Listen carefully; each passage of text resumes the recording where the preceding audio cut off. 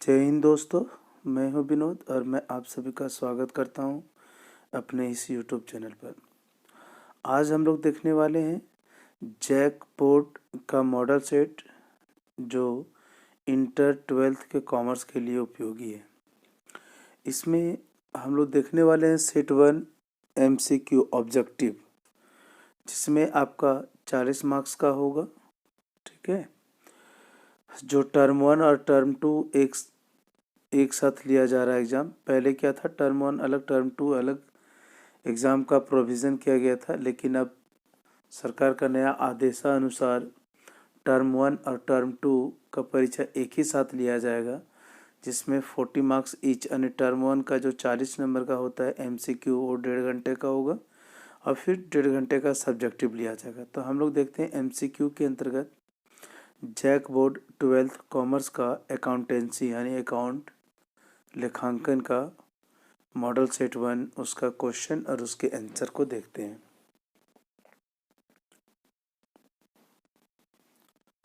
इसमें देखते हैं कि क्वेश्चन में क्या क्या पूछे गए, उसके आंसर को भी हम लोग देखते चले जाएंगे, डिस्क्राइब करते चले जाएंगे। आगे बढ़ने से पहले आपसे रिक्वेस्ट है कि यदि आप मेरे इस चैनल पर नए हैं तो प्लीज़ सब्सक्राइब करें और लाइक करना नहीं भूलें। देखते हैं, यहाँ पे दिया हुआ है आपका सामान्य निर्देश में कुल 40 प्रश्न हैं। सभी प्रश्नों के उत्तर अनिवार्य हैं। प्रत्येक प्रश्न का 1 अंक निर्धारित है और प्रत्येक प्रश्न के 4 विकल्प दिए गए हैं। सही विकल्प का चयन करें। गलत उत्तर के लिए कोई अंक नहीं काटे जाएंगे, यानी निगेटिव मार्क्स नहीं है। पहला आपका दिया हुआ है निम्न प्रश्नों के उत्तर दें, आंसर द फॉलोइंग क्वेश्चंस। पहला दिया हुआ है which of the following is not for profit organization. यानी कहता है इनमें से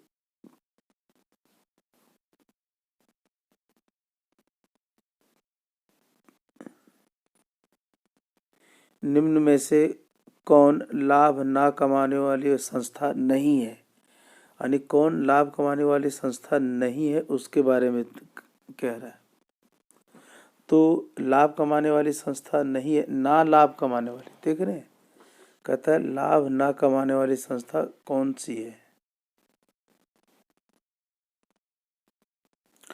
क्वेश्चन थोड़ा सा घुमा हुआ है, थोड़ा यहाँ पे ध्यान देना है।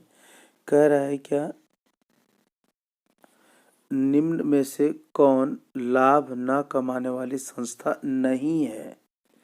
यानी इसका मतलब है कि लाभ कमाने वाली संस्था है, तो ये आपका आंसर हो जाएगा मारुति उद्योग।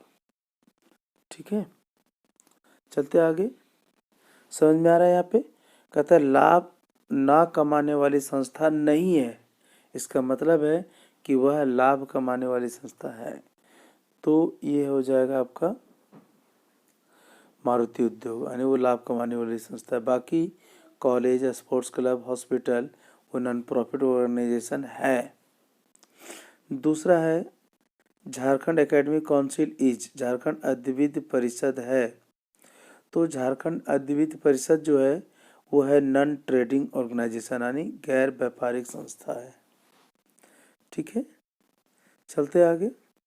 कहता है तीसरा question number 3, partnership agreement can be, यानी साझेदारी समझौता जो है वो हो सकता है लिखित या मौखिक, दोनों, ओरल या रिटेन। चौथा देता है एक सामान्य साझेदारी में साझेदारों की संख्या अधिकतम हो सकती है। एक साझेदार में अधिकतम हो सकती है, तो ये हो जाएगा आपका 50। ठीक है, 4 का सी। पांचवा कहता है गुडविल इज, यानी जो ख्याति है वो आपका क्या है। तो ख्याति जो है हम लोग का एन इनटेंजिबल एसेट्स है, यानी अचल संपत्ति है। ठीक है, 6 में दे रहा है क्वेश्चन क्या, पिछले 3 वर्षों के लाभ थे 6000, 13,000 एंड 8,000। ख्याति मूल्य औसत लाभ के 2 वर्षों के क्रय पर होगा। तो यहाँ पर थोड़ा सा देखना है, हम लोग यहाँ पे देखते हैं their profit of last year when 6,000, 13,000 and 8,000 the value of goodwill at 2 year purchase of average profit will be. तो हम लोग को पता है कि गुडविल इक्वल टू होता है average profit into number of year purchase. तो हम लोग जहाँ पे एवरेज प्रॉफिट इक्वल टू निकालते हैं टोटल प्रॉफिट बटे नंबर ऑफ ईयर। तो टोटल प्रॉफिट में आपका दिया हुआ है पहला साल का प्रॉफिट है 6,000, फिर आपका 13,000, 13,000, फिर 8,000। जब हम इसको जोड़ते हैं तो आता है 27,000, और 3 साल का हम टोटल प्रॉफिट लिए हैं तो 3 से भागा देंगे तो आ जाएगा 9,000। तो ये मेरा एवरेज प्रॉफिट निकला। अब हम लोग गुडविल का फॉर्मूला पर बैठा देंगे इसको।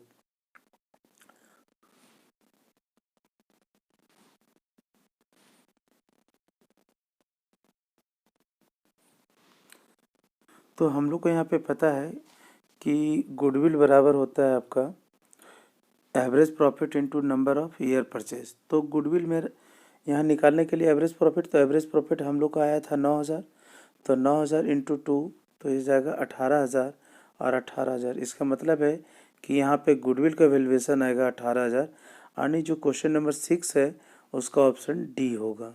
ठीक है, तो आगे बढ़ते हैं हम लोग यहाँ से। इसका 18,000 आएगा। कहता है फर्म के लिए ब्याज क्या है, फर्म के लिए ब्याज क्या है, तो ये आय माना जाता है, इनकम होता है। ठीक है, कहते हैं 8 में कहते हैं X and Y share profit in the ratio of 2:3।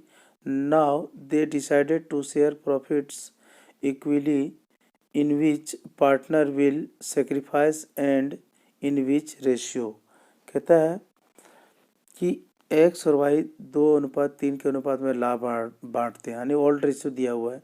कहता है भविष्य में उन्होंने समान अनुपात में लाभ बांटना तय किया, कौन साझेदार किस अनुपात में त्याग करेगा। यानी यहाँ पे ओल्ड रेशियो दिया हुआ है, न्यू रेशियो दिया हुआ है, हमको सेक्रीफाइस रेशियो निकालना है। तो चलते हैं हम लोग सेक्रीफाइस रेशियो का फॉर्मूला पुटअप करके देखते हैं। हम लोग देखते हैं सेक्रीफाइस का फॉर्मूला पुटअप करते हैं। तो होता है क्या, सेक्रीफाइस शेयर इक्वल टू होता है old share minus new share. तो यहाँ पर एक्स का निकालते हैं, तो एक्स का जो ओल्ड इन लोग का शेयर है वो है 2/5 एक्स का, यानी 2:3 है तो 2/5 होगा। और न्यू रेशियो इक्वल टू दिया हुआ आपका इक्वल, यानी समान बांटता है, तो 1:1 हो जाएगा, तो 1/2 हो गया। तो 2/5 में 1/2 माइनस करेंगे तो ये बच रहा है आपका। इसको जब एलसीएम लेंगे तो 5 दूनी 10 होता है, 5 दूनी 10, 2 दूनी 4, और यहाँ पे माइनस का साइन देंगे, 2 से भागा देंगे 10 में 5, अब 5 को 1 से मल्टीप्लाई करेंगे तो 5 ही होगा।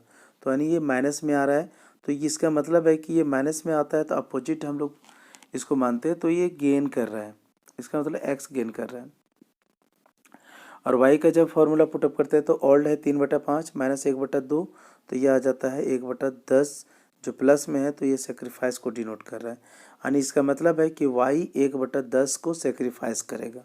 तो हम लोग ऑप्शन में देखते हैं तो ये ऑप्शन सी है आपका, वाई सेक्रीफाइस 1/10। तो हम लोग का यहाँ पे 8 का सी आंसर होगा। ठीक है, चलते हैं आगे।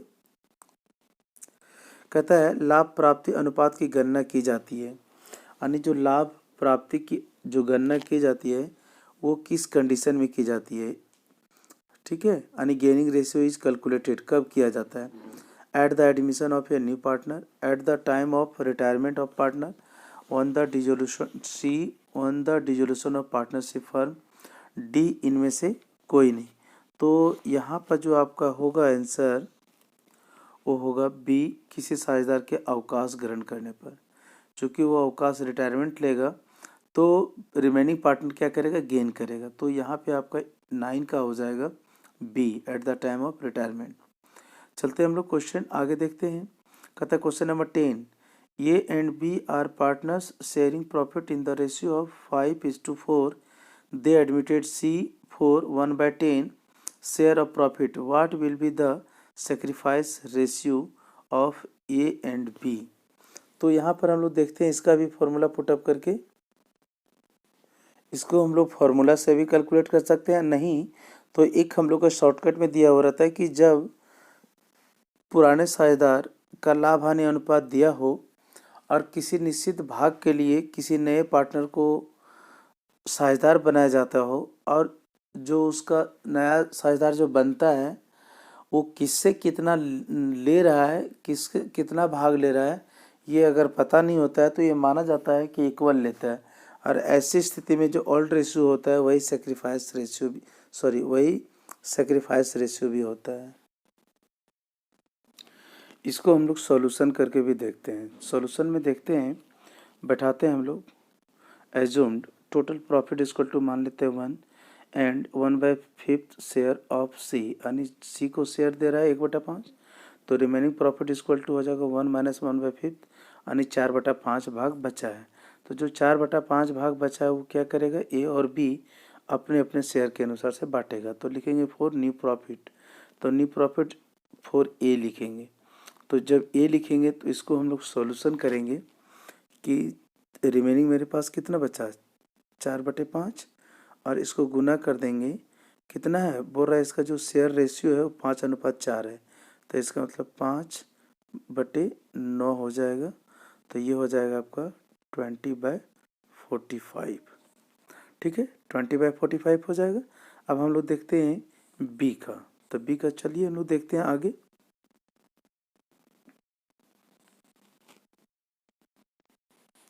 यहाँ पर हम लोग देखते हैं तो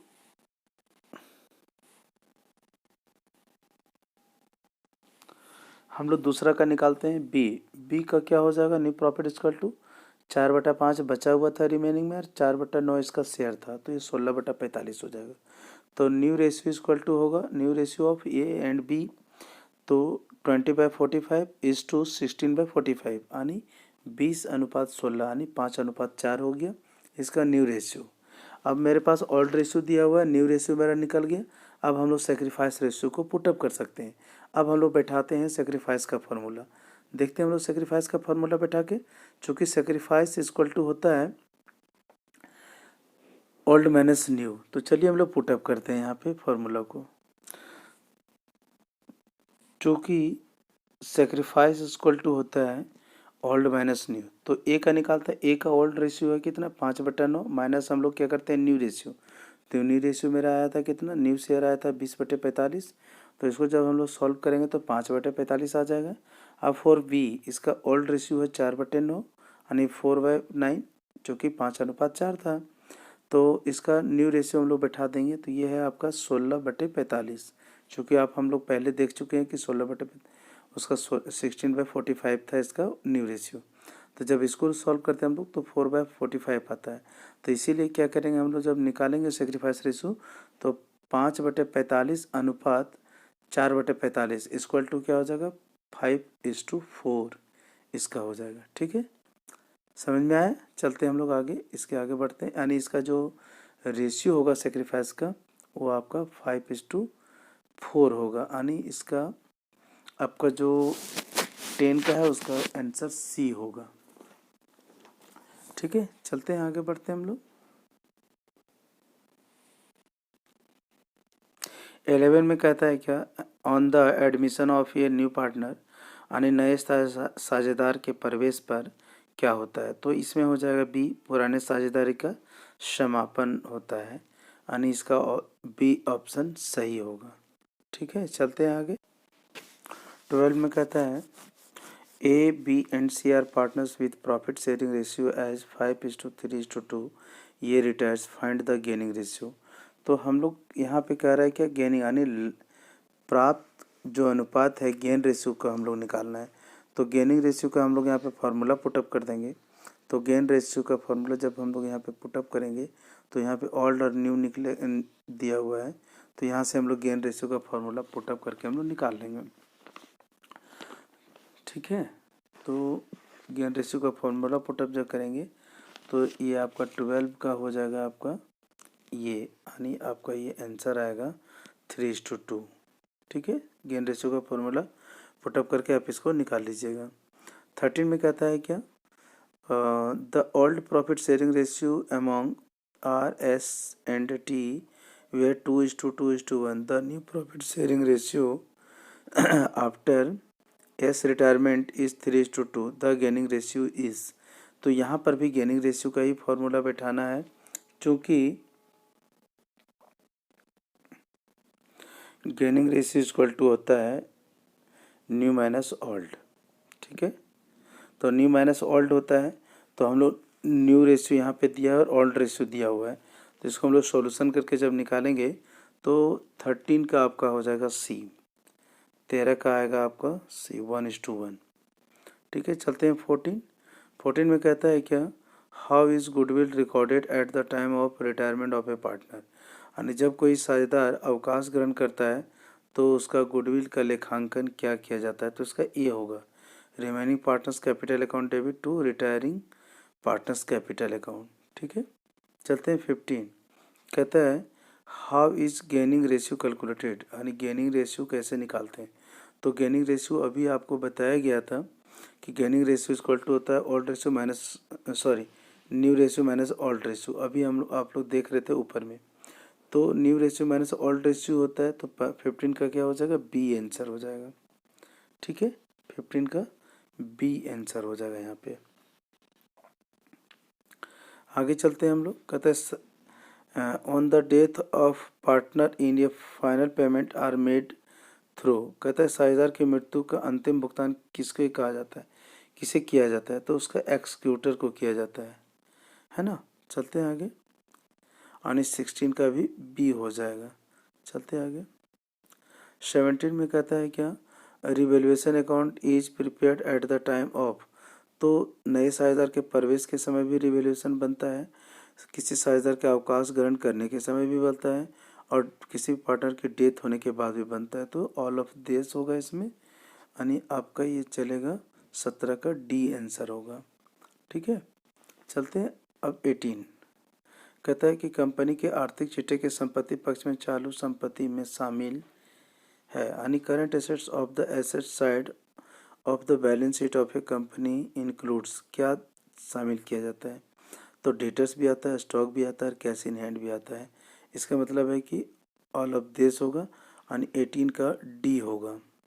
ठीक है, 19 कहता है क्या, द आइडियल लिक्विड रेशियो। तो आइडियल लिक्विड रेशियो का जो अनुपात होता है वो आपका आता है 1:1, यानी आपका बी आंसर होगा।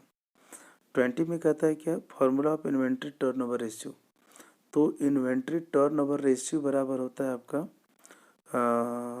ये cost of revenue from operation but average inventory. ठीक है, तो 20 का आपका जो है वो ए आंसर सही है आपका, cost of revenue from operation but average inventory. चलते हैं आगे,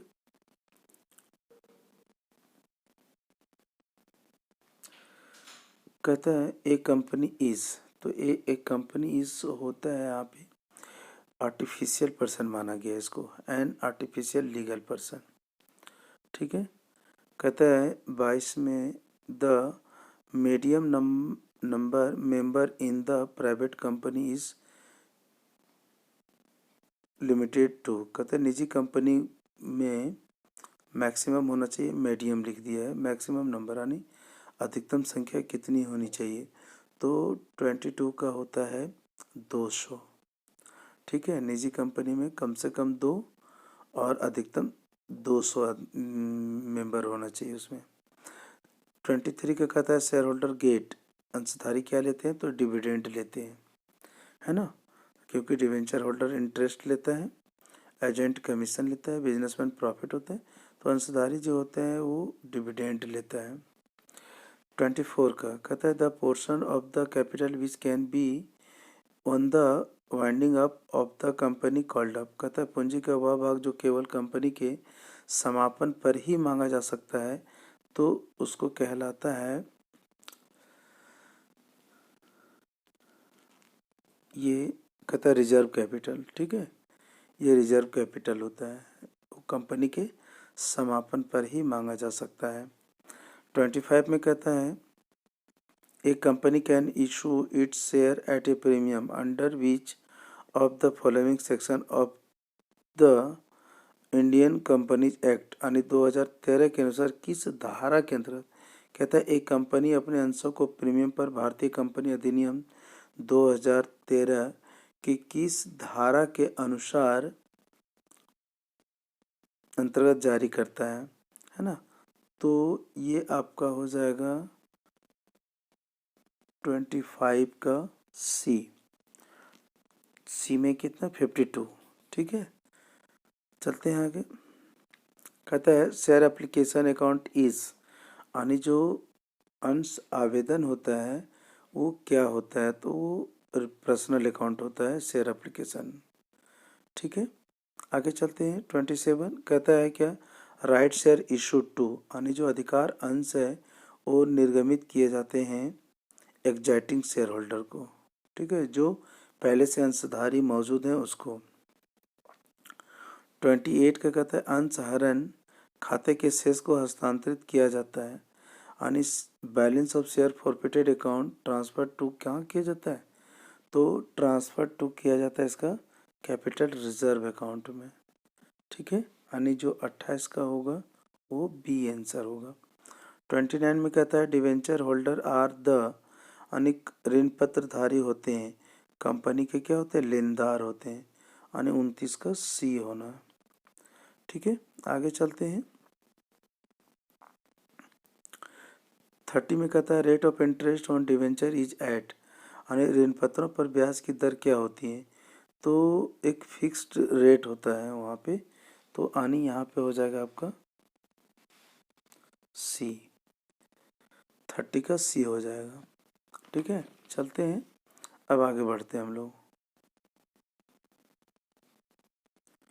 31 में कहता है क्या, ऋण पत्रों को शीर्षक के अंतर्गत दिखाया जाता है, debenture are exhibited under the heading, तो under the heading long term borrowings में दिखाया जाता है इसको, यानी हम लोग जो बैलेंस शीट बनाते हैं तो लायबिलिटी साइड में लॉन्ग टर्म डेब्ट्स के अंतर्गत दिखाते हैं इसको, है ना। 32 में कहता है आपका profit on cancellation of on debenture is transfer to, यानी अपने ऋण पत्रों के रद्द करने पर हुए लाभ का हम लोग कहाँ हस्तांतरण करते हैं, तो 32 का भी हो जाएगा डी।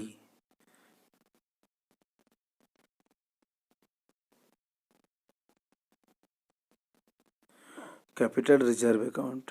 ठीक है, यानी 32 का हो जाएगा डी, कैपिटल रिजर्व अकाउंट। कहता है एक और क्वेश्चन है, कहता है एक company had trade receivable worth ₹1 lakhs in 2020, ₹2,80,000 in 2021, by what percentage it has been changed। तो यहाँ पे भी जो परसेंटेज चेंज किया जा रहा है वो देखिए, यहाँ पे क्वेश्चन में थोड़ा मिस प्रिंटिंग है। हिंदी में कहता है एक कंपनी के पास 2020 एवं 2021 में व्यापारिक प्राप्ताएं 1,80,000 और 80,000 हैं, किस प्रतिशत की दर से इसमें परिवर्तन हुआ। तो ये जो क्वेश्चन हिंदी वाला है अमाउंट है वो सही है, क्योंकि पहले 1,00,000 था और फिर अब क्या होता है 1,80,000 होता है अकॉर्डिंग टू आंसर। क्वेश्चन अगर मान के चलते हैं तो यहाँ पे क्या होगा, आपको पूछ रहा है कि किस दर से परिवर्तन हुआ, तो परिवर्तन में हम लोग क्या करते हैं, जितना इंक्रीज या डिक्रीज होता है उतना लेते हैं, है ना। तो इंक्रीज या डिक्रीज जो परिवर्तन होता है, तो यहाँ पे 1,00,000 से हो गया कितना 80,000, तो इसका मतलब है कि 1,00,000 से 80,000 हो गया, इसका मतलब 20,000 घटा, तो हम लोग लिखते हैं क्या 20,000, तो हम लोग वहाँ पे लिखते हैं 20 ईयर और लिखते हैं बेस ईयर। तो यहाँ पे प्रीवियस ईयर में हम लोग तुलनात्मक अध्ययन कर रहे हैं ना, कंपेरेटिव कर रहे हैं, है ना। तो यहाँ पे हम लोग 20,000 बटे लिखेंगे 1,00,000 गुने 100, तो क्या होगा, ये आपका आना चाहिए यहाँ पे 33 का ए 20% होगा इसका। ठीक है, ऐसा समझ में आया। ये अंतर लिखते हैं तो अंतर मेरा होता है 80,000 और लिखते हैं प्रीवियस ईयर का बटे प्रीवियस ईयर, तो 1,00,000 और परसेंटेज निकाल रहे हैं तो गुने 100, तो 80,000 बटे 1,00,000 गुने 100। ठीक है, तो ये आपका आना चाहिए कितना 20%। चलते हैं आगे। 34 कहता है in a common size statement amount of the net sales assumed to be equal, यानी समान आकार के आय विवरण में शुद्ध विक्रय की राशि को किसके बराबर माना जाता है, तो ये 100 के बराबर माना जाता है। ठीक है, हम लोग जब इसको ये करते हैं तो हम लोग 100 मानते हैं, ठीक है। नहीं, कहता है debenture holder receives, debenture holder क्या रिसीव करता है, तो वो इंटरेस्ट को रिसीव करता है डिबेंचर होल्डर, ठीक है। चलते हैं आगे हम लोग।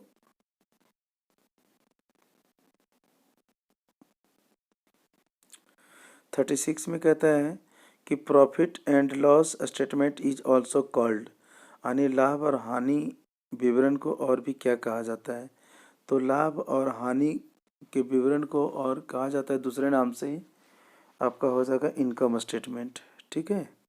जो इनकम स्टेटमेंट हम लोग बनाते हैं वो इनकम स्टेटमेंट हो जाएगा आपका, यानी 36 का हो जाएगा बी, ठीक है। चलते आगे।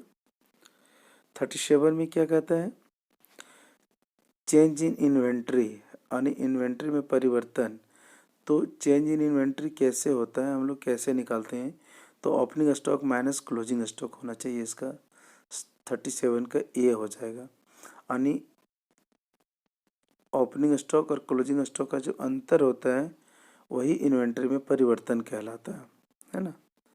और 38 का कहता है क्या, रोकड़ प्रवाह विवरण संबंधित है cash flow statement related to, तो कैश फ्लो जो रिलेटेड है वो आपका है AS3 से, अकाउंटिंग स्टैंडर्ड 3 से, है ना। 38 का ये हो जाएगा। 39 में कहता है क्या, निम्न में से कौन एक गैर रोकड़ मद नहीं है, यानी गैर रोकड़ मद नहीं है, यानी नॉन कैश आइटम्स बोल रहा है, तो इसमें से नॉन कैश आइटम्स में हो जाएगा आपका कैश सेल्स, नहीं है बोल रहा है, ठीक है। तो कैश सेल्स जो बाकी नॉन कैश आइटम ही है, और ये नॉन कैश आइटम्स ये आ जाएगा आपका कैश सेल्स। 40 और सबसे लास्ट कहता है रोकड़ प्रवाह विवरण तैयार करते समय लाभांश का भुगतान किस प्रकार की क्रिया के अंतर्गत आएगा, payment of dividend will come under what type of actively will preparing cash flow statement, तो ये 40 जो है आपका हो जाएगा बी, यानी फिनांसिंग एक्टिविटीज़ के अंतर्गत आता है। डिविडेंड हम लोग पेड करते हैं कहाँ, फिनांसिंग एक्टिविटीज़ के अंतर्गत। इसी का साथ ये समाप्त होता है, और ये आपका टोटल क्वेश्चन 40 था, जिसका हम लोग डिस्क्रिप्शन के साथ हम लोग देखें। उम्मीद है कि आपको समझ में आया होगा। यदि आपको यह वीडियो अच्छा लगा होगा तो प्लीज़ सब्सक्राइब करें, लाइक करें और अपने दोस्तों के साथ शेयर करें। धन्यवाद। और इससे संबंधित कोई और भी आपके पास अगर उत्सुक हो जानने की, तो प्लीज़ आप इसे कमेंट सेक्शन में जाके कमेंट करें, और इससे संबंधित और कोई भी वीडियो की जानकारी लेना हो तो प्लीज़ कमेंट सेक्शन में जाके कमेंट करके आप उसको भेज सकते हैं। धन्यवाद।